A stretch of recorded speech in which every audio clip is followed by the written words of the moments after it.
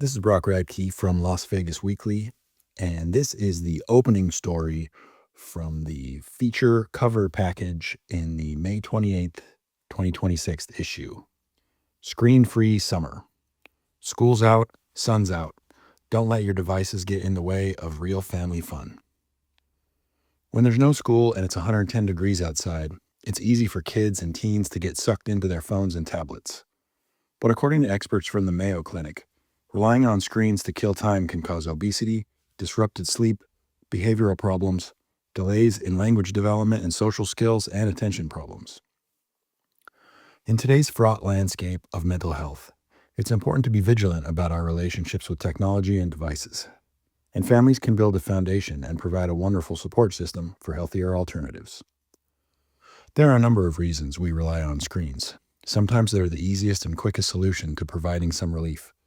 But the American Academy of Pediatrics recommends no screen time for children 2 and younger, 1 hour per day for children 2 to 12 years old, and 2 hours per day for teens and adults.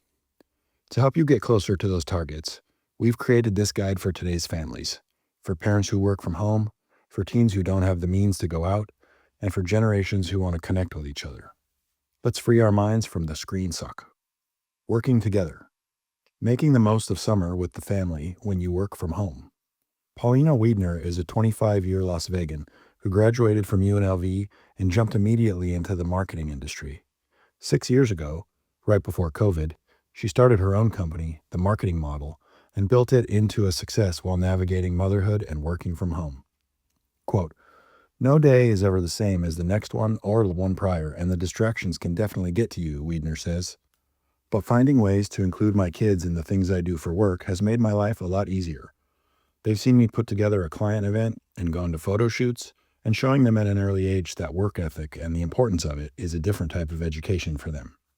Since she's been perfecting this routine for the better part of her career and posting content along the way at Instagram at Whole Weed World, Wiedner shares some summer survival tips with the Weekly for parents who work from home and want to keep kids busy and flourishing until school resumes.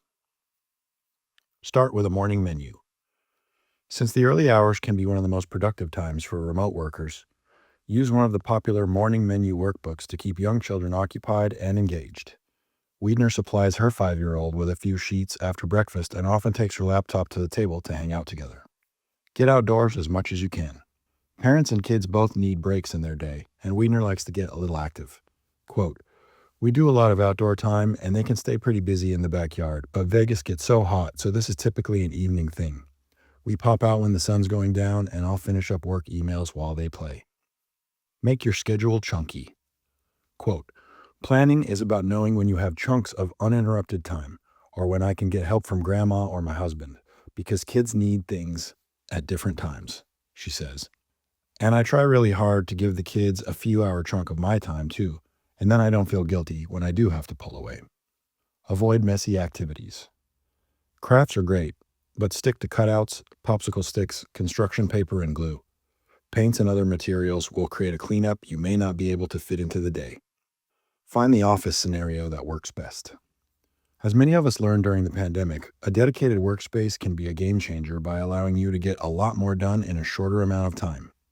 Wiedner has a home office, but it's not off limits. Quote, "I actually put a small desk in my office for the kids, and there's a whiteboard so they can scribble and work with mom, and it's worked out pretty well," she says. "Including them when I can makes them understand my work more, instead of feeling like they're getting pushed away by it." Tips for reducing family screen time. Communicate about media early and often. The American Academy of Pediatrics Center of Excellence on Social Media and Youth Mental Health notes that communication is essential to building a digital literacy and identifying when kids are struggling. It also assists with problem solving for kids and adults. Focus on what your family will gain, not how much screen time will be lost. Examine how much media time you are using and what time of day it's happening, and consider what other activities are getting crowded out, such as sleeping, spending time with pets, or being outdoors. Planning to spend more engaged time together can help kids understand the cost of being hooked on screens. For kids, cut use of any devices in the bedroom.